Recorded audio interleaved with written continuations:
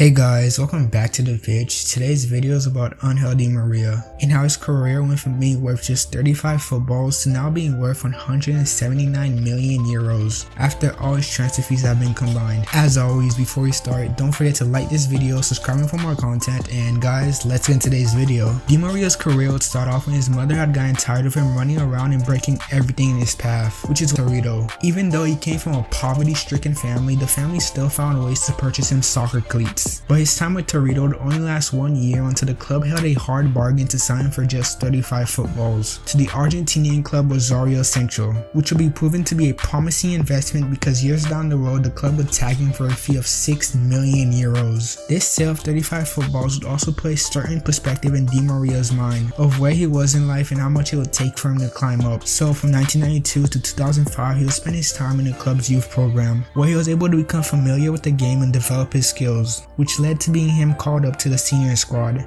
and he made his debut on November 14th, 2005 in a game that resulted in a draw. After his debut, he continued to play for the club until the Portuguese club Benfica bought him for 6 million euros, since Rosario Central tagged him with that price as I previously mentioned. His time with Benfica was relatively good, seeing that in 3 years he would make 118 appearances, scored 15 goals and made 27 assists. Plus he would win the league and 2 league cups, which were back to back. His time with Benfica would also be the time Di María would make the name for himself, which caught the attention of Real Madrid, who would go on to purchase him for 25 million euros. And during his time with Benfica, he would make his father quit his job that was in the coal mine, combined with the fact that Di María would change the rest of his family's life for the better. Anyhow, now that he was signed with Madrid, Di María, still in his early 20s, would continue his career with Madrid for the next 5 years. With Madrid, he was able to reshape himself into a central attacking midfielder. So for any Madrid fans out there, you guys know that he was basically a bridge for the club's attacking and defensive scheme. His attacking mindset is what made him a fan favorite among most Madrid fans, because in 190 games played, Di María would make 87 assists to his teammates. In fact, he led La Liga in assists in his 4th season with the club, with him creating 17 chances for his teammates. Also that same season, the club would go on to win the Copa del Rey, the Champions League, and the Super Cup until Real Madrid were no longer on good terms with him. Eventually, the Premier League team Manchester United came calling and would sign Di María for a record-breaking transfer fee of 59.7 million euros, making him the most expensive transfer fee and the highest paid fee by a British club at that time. But his time with the club would only last 1 year because in 32 games he did not perform as expected. So by the end of that season he was dealt to the French league club PSG, and many football pundits would make comments about how the Manchester deal was the worst sports deal in football history. These comments, however, had no effect on Di María, because once he arrived at PSG on a 4-year 44.3 million euro transfer fee, he would go on to lift 4 league titles with the club,